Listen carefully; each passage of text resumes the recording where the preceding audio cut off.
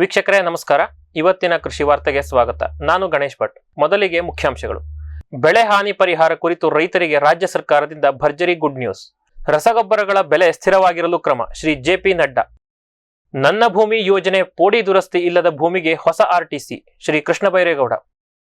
ರಾಮನಗರದ ರೇಷ್ಮೆ ಮಾರುಕಟ್ಟೆಯಲ್ಲಿ ರೇಷ್ಮೆಗೂಡು ಕಳ್ಳತನ ಪ್ರಕರಣ ಮುನ್ನೆಲೆಗೆ. ಭಾರತ ವಿಶ್ವದಲ್ಲೇ ಅತಿ ಹೆಚ್ಚು ಹಾಲು ಉತ್ಪಾದಿಸುವ ದೇಶ, ಪಶುಸಂಗೋಪನಾ ಸಚಿವ.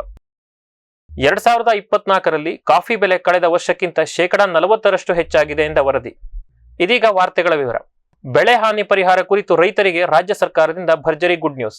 2024-25ನೇ ಸಾಲಿನಲ್ಲಿ ನೈಸರ್ಗಿಕ ವಿಕೋಪಗಳಿಂದ ಸ್ಥಳೀಯವಾಗಿ ಉಂಟಾಗುವ ಬೆಳೆ ಹಾನಿಗೆ ಕೇಂದ್ರ ಸರ್ಕಾರದ ಗೃಹ ಸಚಿವಾಲಯವು ದಿನಾಂಕ 11/7/2023 ಹೊರಡಿಸಿರುವ revised items of expenditure and norms of assistance from the SDRF ಮಾರ್ಗಸೂಚಿಗಳನ್ವಯ ನಿಯಮಾನುಸಾರ ರಾಜ್ಯ ವಿಪತ್ತು ಪರಿಹಾರ ನಿಧಿಯಿಂದ ಪಾವತಿಸಬಹುದಾದ ಪರಿಹಾರ ಮೊತ್ತವನ್ನು ಸಂಬಂಧಪಟ್ಟ ಜಿಲ್ಲೆಯ ಅಧಿಕಾರಿಗಳ ಹಂತದಲ್ಲಿಯೇ ಪರಿಹಾರ ನೀಡಲು ಆದೇಶಿಸಲಾಗಿದೆ. ಜಿಲ್ಲಾಧಿಕಾರಿಗಳ ಹಂತದಲ್ಲಿಯೇ ಪರಿಹಾರ ತಂತ್ರಾಂಶದ ಮುಖಾಂತರ ಮಾತ್ರ ನಿಯಮಾನುಸಾರ ಅರ್ಹ ರೈತ ಫಲಾನುಭವಿಗಳಿಗೆ ಅರ್ಹತೆಗನುಗುಣವಾಗಿ ಪಾವತಿಸಲು ಆದೇಶದಲ್ಲಿ ತಿಳಿಸಲಾಗಿದೆ. ಮುಂಬರುವ ದಿನಗಳಲ್ಲಿ ನೈಸರ್ಗಿಕ ವಿಕೋಪಗಳಿಂದಾಗಿ ಉಂಟಾಗುವ ಮೂಲಭೂತ ಸೌಕರ್ಯಗಳ ಹಾನಿ ಹಾಗೂ ಬೆಳೆ ಹಾನಿಗಳಿಗೆ ನಿಯಮಾನುಸಾರ ಪರಿಹಾರ ಪಾವತಿಸಲು ಅನುದಾನ ಬಿಡುಗಡೆಗೊಳಿಸುವಂತೆ ತಿಳಿಸಲಾಗಿದೆ. ಕೇಂದ್ರ ಸರ್ಕಾರದ 15ನೇ ಹಣಕಾಸು ಆಯೋಗದ ಶಿಫಾರಸಿನಂತೆ 2024-25ನೇ ಸಾಲಿನಲ್ಲಿ ರಾಜ್ಯ ವಿಪತ್ತು ಪರಿಹಾರ ನಿಧಿಗೆ ಕೇಂದ್ರ ಸರ್ಕಾರದಿಂದ 2ನೇ ಕಂತಿನ ಅನುದಾನ 366 ಕೋಟಿ ರೂಪಾಯಿಗಳನ್ನು ಕೇಂದ್ರ ಸರ್ಕಾರವು ಬಿಡುಗಡೆ ಮಾಡಿರುತ್ತದೆ. ಆರ್ಥಿಕ ಇಲಾಖೆಯು 2ನೇ ಕಂತಿನ ರಾಜ್ಯಪಾಲು 122 ಕೋಟಿ ರೂಪಾಯಿಗಳನ್ನು ಬಿಡುಗಡೆ ಮಾಡಿರುತ್ತದೆ ಎಂದು ತಿಳಿಸಲಾಗಿದೆ. ರಸಗೊಬ್ಬರಗಳ ಬೆಲೆ ಸ್ಥಿರವಾಗಿಸಲು ಕ್ರಮ, ಶ್ರೀ ಜೆಪಿ ನಡ್ಡಾ. ದೇಶದಲ್ಲಿ ರಸಗೊಬ್ಬರಗಳ ಬೆಲೆ ಇಳಿಕೆ ಕುರಿತಂತೆ ಸದಸ್ಯರು ಕೇಳಿದ ಪ್ರಶ್ನೆಗೆ ಉತ್ತರಿಸಿದ ಕೇಂದ್ರ ರಾಸಾಯನಿಕ ಮತ್ತು ರಸಗೊಬ್ಬರಗಳ ಸಚಿವ ಶ್ರೀ ಜೆಪಿ ನಡ್ಡಾ ಅವರು, ಕೇಂದ್ರ ಸರ್ಕಾರ ರೈತರು ಬಳಸುವ ರಸಗೊಬ್ಬರಗಳ ಬೆಲೆಯನ್ನು ಸ್ಥಿರವಾಗಿಸಲು ಸಾಕಷ್ಟು ಕ್ರಮಗಳನ್ನು ಕೈಗೊಂಡಿದೆ. ಪ್ರಧಾನಿ ನರೇಂದ್ರ ಮೋದಿ ನೇತೃತ್ವದ ಕೇಂದ್ರ ಸರ್ಕಾರ ರಸಗೊಬ್ಬರಗಳ ಬೆಲೆಗಳು ಜಾಗತಿಕ ಮಟ್ಟದಲ್ಲಿ ಏರುಪೇರು ಉಂಟಾದರೂ ಅವುಗಳ ಬೆಲೆಯನ್ನು ಸ್ಥಿರವಾಗಿರಿಸಲು ಹಲವಾರು ಕ್ರಮಗಳನ್ನು ಕೈಗೊಂಡಿದೆ ಎಂದು ಹೇಳಿದರು. ಸರ್ಕಾರ 45 ಕಿಲೋಗ್ರಾಂ ಯೂರಿಯಾ ಬೆಲೆಯನ್ನು 242 ರೂಪಾಯಿ ಹಾಗೂ 50 ಕಿಲೋಗ್ರಾಂ ಡಿಎಪಿ ಚೀಲದ ಬೆಲೆ 1350 ರೂಪಾಯಿಗೆ ನಿಗದಿಪಡಿಸಿದೆ. ಡಿಎಪಿ ಬೆಲೆ ಒಂದು ಚೀಲಕ್ಕೆ 2430 ರೂಪಾಯಿ ಆಗಿದ್ದು, ಸರ್ಕಾರ 1043 ರೂಪಾಯಿಯನ್ನು ಸಬ್ಸಿಡಿ ಕಲ್ಪಿಸುವ ಮೂಲಕ ರೈತರಿಗೆ ಒದಗಿಸುತ್ತಿದೆ ಎಂದು ಸಚಿವರು ತಿಳಿಸಿದ್ದಾರೆ. ನನ್ನ ಭೂಮಿ ಯೋಜನೆ ಪೋಡಿ ದುರಸ್ತಿ ಇಲ್ಲದ ಭೂಮಿಗೆ ಹೊಸ ಆರ್ಟಿಸಿ, ಶ್ರೀ ಕೃಷ್ಣ ಬೈರೇಗೌಡ. ರಾಜ್ಯ ಸರ್ಕಾರವು ರೈತರಿಗೆ ಮತ್ತೊಂದು ಪ್ರಮುಖ ತೀರ್ಮಾನವನ್ನು ಘೋಷಿಸಿದೆ. ದಶಕಗಳಿಂದ ಪೋಡಿ ದುರಸ್ತಿ ಆಗದೇ ಇರುವ ಭೂಮಿಗಳ ಮಾಲೀಕರಿಗೆ ನನ್ನ ಭೂಮಿ ಖಾತರಿ ಪತ್ರ ನೀಡಲು ತೀರ್ಮಾನಿಸಿದೆ ಎಂದು ಕಂದಾಯ ಸಚಿವ ಶ್ರೀ ಕೃಷ್ಣ ಬೈರೇಗೌಡ ತಿಳಿಸಿದ್ದಾರೆ.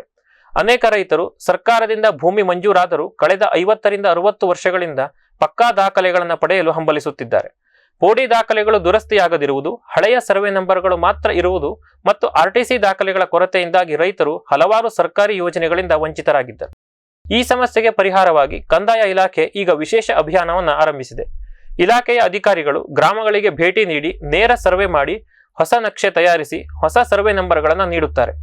ನಂತರ ಹೊಸ ಆರ್ಟಿಸಿ ದಾಖಲೆಗಳನ್ನು ರೈತರಿಗೆ ಹಸ್ತಾಂತರಿಸಲಾಗುವುದು. ಈ ಪ್ರಕ್ರಿಯೆ ಮೂಲಕ ರೈತರು ನನ್ನ ಭೂಮಿ ಯೋಜನೆಯಡಿ ಭೂ ದಾಖಲೆ ಮಾಡಿಕೊಳ್ಳಲು ಸುವರ್ಣಾವಕಾಶವಿದೆ. ಏಪ್ರಿಲ್ 2025ರ ಅಂತ್ಯದ ಒಳಗೆ ಸರ್ಕಾರವು ಕನಿಷ್ಠ 20,000 ಕುಟುಂಬಗಳಿಗೆ ಈ ಸೌಲಭ್ಯ ಒದಗಿಸುವ ಗುರಿ ಹೊಂದಿದೆ ಎನ್ನಲಾಗಿದೆ. ರಾಮನಗರದ ರೇಷ್ಮೆ ಮಾರುಕಟ್ಟೆಯಲ್ಲಿ ರೇಷ್ಮೆಗೂಡು ಕಳ್ಳತನ ಪ್ರಕರಣ ಮುನ್ನೆಲೆಗೆ. ರಾಮನಗರದ ರೇಷ್ಮೆ ಮಾರುಕಟ್ಟೆಯಲ್ಲಿ ಮತ್ತೆ ರೇಷ್ಮೆಗೂಡು ಕಳ್ಳತನ ಪ್ರಕರಣ ಕಂಡುಬಂದಿದೆ. ಇಷ್ಟು ದಿನ ಆಗೊಮ್ಮೆ ಈಗೊಮ್ಮೆ ಮೂಲ ಸೌಕರ್ಯದ ಕೊರತೆಯಿಂದಾಗಿ ಸುದ್ದಿಯಾಗಿದ್ದ ರಾಮನಗರ ರೇಷ್ಮೆ ಮಾರುಕಟ್ಟೆಯಲ್ಲಿ ಇದೀಗ ಹೊಸ ಕಳ್ಳತನ ಪ್ರಕರಣ ಬೆಳಕಿಗೆ ಬಂದಿರುವುದು ರೈತರಿಗೆ ಹೊಸ ತಲೆನೋವಾಗಿ ಪರಿಣಮಿಸಿದೆ. ಇಡೀ ಏಷ್ಯಾದಲ್ಲೇ ಅತಿ ಹೆಚ್ಚು ರೇಷ್ಮೆಗೂಡು ವಹಿವಾಟು ನಡೆಯುವ ಸ್ಥಳ ಎಂದು ಖ್ಯಾತಿ ಪಡೆದಿರುವ ರಾಮನಗರದಲ್ಲಿ ತುಮಕೂರಿನ ಶಿರಾ ತಾಲೂಕಿನ ರೈತರೊಬ್ಬರ 10ರಿಂದ 15 ಕಿಲೋಗ್ರಾಂ ಗೂಡು ಕಳ್ಳತನವಾಗಿದೆ. ಈ ಬಗ್ಗೆ ವಿಚಾರಿಸೋಣವೆಂದರೆ ಸಿಸಿ ಕ್ಯಾಮೆರಾಗಳು ಕಾರ್ಯನಿರ್ವಹಿಸುತ್ತಿಲ್ಲ. ಕಳ್ಳತನ ಪ್ರಕರಣಕ್ಕೆ ಸಂಬಂಧಿಸಿದಂತೆ ಪ್ರತಿಕ್ರಿಯಿಸಿರುವ ರೇಷ್ಮೆ ಮಾರುಕಟ್ಟೆ ಅಧಿಕಾರಿಗಳು, ರೈತ ತಂದಿದ್ದ ಗೂಡು ಲಾಟಿನಲ್ಲಿ ಹರಾಜಾಗಿದೆ, ಜಲ್ಲಿಗೂಡು ವಿಭಾಗದಲ್ಲಿ ಗೂಡು ಕಳುವಾಗಿದೆ ಎಂಬ ಸಬೂಬು ನೀಡುತ್ತಿದ್ದಾರೆ.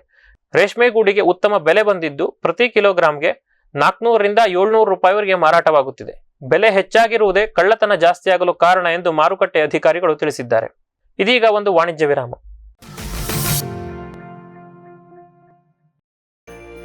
ಗಿಳಿ, ನವಿಲು, ಕಾಗೆ, ಮೈನಾ ಮುಂತಾದ ಹಕ್ಕಿಗಳ ಉಪಟಳ ಹಣ್ಣು, ಕಾಳು, ಧಾನ್ಯದ ಬೆಳೆಗಳಲ್ಲಿ ಮಿತಿಮೀರಿದೆ. ತಮಟೆ, ಪಟಾಕಿ, ಕೂಗು, ರಿಬ್ಬನ್ ಇದೀಗ ಕೆಲಸ ಮಾಡುತ್ತಿಲ್ಲ. ಹಕ್ಕಿ ಬೆದರಿಸಿ ಓಡಿಸಲು ಬಂದಿರುವ ವೈಜ್ಞಾನಿಕ ಉಪಾಯ ಗ್ರೆಸ್ ಇಕೋ ಸೈನ್ಸಸ್ನವರ ಜೈವಿಕ ಧ್ವನಿ ತಂತ್ರಜ್ಞಾನ.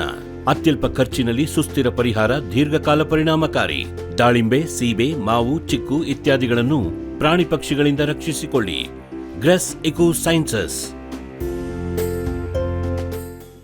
ಬ್ಯಾರಿಕ್ಸ್ ಹಂಟರ್ ಫೆರ್ಮೋನ್ ಟ್ರಾಪ್ಸ್ನೊಂದಿಗೆ ರೇನೋಸಾರಸ್ ದುಂಬಿ ಮತ್ತು ಕೆಂಪು ಮೂತಿ ಹುಳುಗಳಿಂದ ತೆಂಗು, ತಾಳೆ, ಅಡಿಕೆ ಮರಗಳ ಸಂರಕ್ಷಣೆ. ತರಕಾರಿ ಮತ್ತು ಹಣ್ಣಿನ ಬೆಳೆಗಳಲ್ಲಿ ಹಣ್ಣಿನ ನೊಣಗಳ ನಿಯಂತ್ರಣಕ್ಕೆ ಬ್ಯಾರಿಕ್ಸ್ ಕ್ಯಾಚ್ ಫ್ರೂಟ್ ಫ್ಲೈ ಹಾಗೂ ವೆಜಿಟೇಬಲ್ ಫ್ಲೈ ಟ್ರ್ಯಾಪ್. ರಸ ಹೀರುವ ಕೀಟಗಳನ್ನು ಹಿಡಿಯಲು ಬಣ್ಣದ ಕ್ರೋಮ್ಯಾಟಿಕ್ ಸ್ಟಿಕ್ಕಿ ಟ್ರ್ಯಾಪ್ಸ್. ಪೇಟೆಂಟ್ ಹೊಂದಿದ ತಂತ್ರಜ್ಞಾನ, ದೀರ್ಘಕಾಲದವರೆಗೂ ಬಾಳಿಕೆ. ಕೀಟನಾಶಕಗಳಿಗೆ ಪರ್ಯಾಯ, ಪರಿಸರಕ್ಕೆ ಪೂರಕ. ಸುಸ್ಥಿರ ಸಾವಯವ ಕೃಷಿಗಾಗಿ ಬ್ಯಾರಿಕ್ಸ್. ಮಂಗ, ಹಂದಿ, ಕಾಡೆಮ್ಮೆ, ಜಿಂಕೆ, ಆನೆ ಮುಂತಾದ ವನ್ಯಪ್ರಾಣಿಗಳ ಕಾಟದಿಂದ ಬೇಸತ್ತಿದ್ದೀರಾ? ಚಿಂತಿಸಬೇಡಿ. ಗ್ರಾಸ್ ಎಕೋ ಸೈನ್ಸಸ್ ಅವರ ಜೈವಿಕ ಧ್ವನಿ ತಂತ್ರಜ್ಞಾನ ನಿಮ್ಮ ನೆರವಿಗಿದೆ. ಕಾಫಿ, ಕೋಕೋ, ತೆಂಗು, ಅಡಿಕೆ, ದಾಳಿಂಬೆ, ಬಾಳೆ, ಹೂ, ಹಣ್ಣು, ತರಕಾರಿ, ಭತ್ತ, ಕಬ್ಬು ಬೆಳೆ ಸಂರಕ್ಷಿಸಿ. ಅಂತಾರಾಷ್ಟ್ರೀಯ ತಂತ್ರಜ್ಞಾನ, ಕೈಗೆಟುಕುವ ಬೆಲೆ. ಏರ್ಪೋರ್ಟ್ ಅಳವಡಿಸಿದ ತಂತ್ರಜ್ಞಾನ ಈಗ ನಿಮ್ಮ ತೋಟ ರಕ್ಷಣೆಗೆ.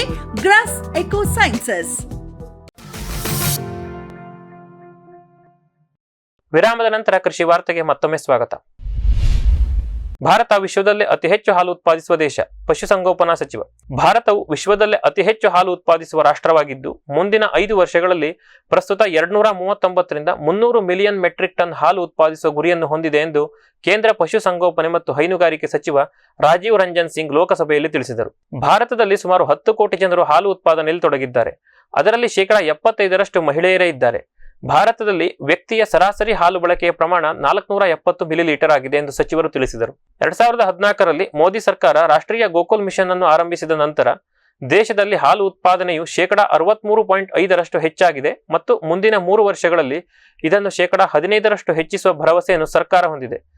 ಈ ಯೋಜನೆಯು ಹೈನು ರಾಸುಗಳಲ್ಲಿ ಪೋಷಕಾಂಶಯುಕ್ತ ಆಹಾರ ಬಳಕೆಯ ಮಹತ್ವದ ಕುರಿತು ತಿಳಿಸುತ್ತದೆ.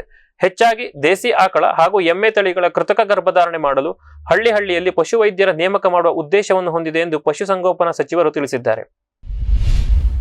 2024ರಲ್ಲಿ ಕಾಫಿ ಬೆಲೆ ಕಳೆದ ವರ್ಷಕ್ಕಿಂತ 40% ಹೆಚ್ಚಾಗಿದೆ ಎಂದ ವರದಿ. ಕಾಫಿ ವಿಶ್ವದಾದ್ಯಂತ ಹೆಚ್ಚು ವ್ಯಾಪಕವಾಗಿ ಸೇವಿಸುವ ಪಾನೀಯಗಳಲ್ಲಿ ಒಂದಾಗಿದೆ ಮತ್ತು ಜಾಗತಿಕವಾಗಿ ಹೆಚ್ಚು ವ್ಯಾಪಾರ ಆಗುವ ಸರಕುಗಳಲ್ಲಿ ಒಂದಾಗಿದೆ. ಸುಮಾರು 25 ಮಿಲಿಯನ್ ರೈತರು ತಮ್ಮ ಜೀವನೋಪಾಯಕ್ಕಾಗಿ ಇದರ ಉತ್ಪಾದನೆಯನ್ನು ಅವಲಂಬಿಸಿದ್ದಾರೆ. 2024ರಲ್ಲಿ ಕಾಫಿ ಬೆಲೆ ಬಹು ವರ್ಷಗಳಲ್ಲೇ ಗರಿಷ್ಠ ಮಟ್ಟವನ್ನು ತಲುಪಿತ್ತು. ಪ್ರಮುಖ ಕಾಫಿ ಉತ್ಪಾದಿಸುವ ದೇಶಗಳಲ್ಲಿ ಪ್ರತಿಕೂಲ ಹವಾಮಾನದಿಂದಾಗಿ ಕಾಫಿ ಇಳುವರಿ ಕುಸಿದಿರುವುದೇ ಬೆಲೆ ಏರಿಕೆಗೆ ಮುಖ್ಯ ಕಾರಣ ಎನ್ನಲಾಗಿದೆ. ಡಿಸೆಂಬರ್ 2024ರಲ್ಲಿ ಹುರಿದ ಮತ್ತು ಪುಡಿ ಮಾಡಿದ ಕಾಫಿ ಹಾಗೂ ಮಾರುಕಟ್ಟೆಯಲ್ಲಿ ಹೆಚ್ಚು ಜನಪ್ರಿಯವಾಗಿರುವ ಉತ್ತಮ ಗುಣಮಟ್ಟದ ಅರೇಬಿಕಾ ಕಾಫಿ 1 ವರ್ಷದ ಹಿಂದಿಗಿಂತ 58% ಹೆಚ್ಚು ಬೆಲೆಗೆ ಮಾರಾಟವಾಯಿತು. ಆದರೆ ಮುಖ್ಯವಾಗಿ ಇನ್ಸ್ಟಂಟ್ ಮತ್ತು ಮಿಶ್ರಣಕ್ಕಾಗಿ ಬಳಸಲಾಗುವ ರೋಬಸ್ಟಾ ಹಿಂದಿನ ವರ್ಷಕ್ಕಿಂತ 70% ಬೆಲೆ ಏರಿಕೆ ಕಂಡಿತ್ತು. ಕುಮೋಲ್ ಸೌಲ್ ಅಡುಗೆ ಅಗತ್ಯವಿಲ್ಲದ ಅಸ್ಸಾಂನ ಮ್ಯಾಜಿಕ್ ರೈಸ್.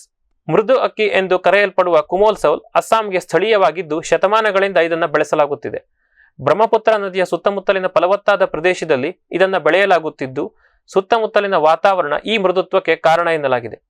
ಅಕ್ಕಿಯನ್ನು 10ರಿಂದ 15 ನಿಮಿಷಗಳ ಕಾಲ ನೀರಿನಲ್ಲಿ ನೆನೆಸುವ ಮೂಲಕ ಅದು ಮೃದುವಾಗುತ್ತದೆ ಮತ್ತು ತಿನ್ನಲು ಸಿದ್ಧವಾಗುತ್ತದೆ.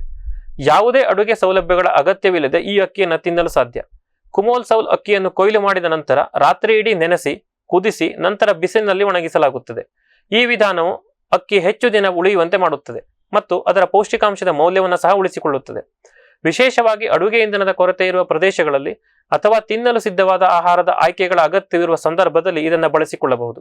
2018ರಲ್ಲಿ ಕುಮೋಲ್ ಸೌಲ್ಗೆ ಭೌಗೋಳಿಕ ಸೂಚಕ ಟ್ಯಾಗ್ ಕೂಡ ನೀಡಲಾಯಿತು. ಇದಿಷ್ಟು ಇವತ್ತಿನ ಕೃಷಿ ವಾರ್ತೆ. ನಿರಂತರ ಕೃಷಿ ಕುರಿತಾದ ಕಾರ್ಯಕ್ರಮಗಳಿಗಾಗಿ ವೀಕ್ಷಿಸಿ ಫಾರ್ಮ್ ಟಿವಿ. ನಮಸ್ಕಾರ.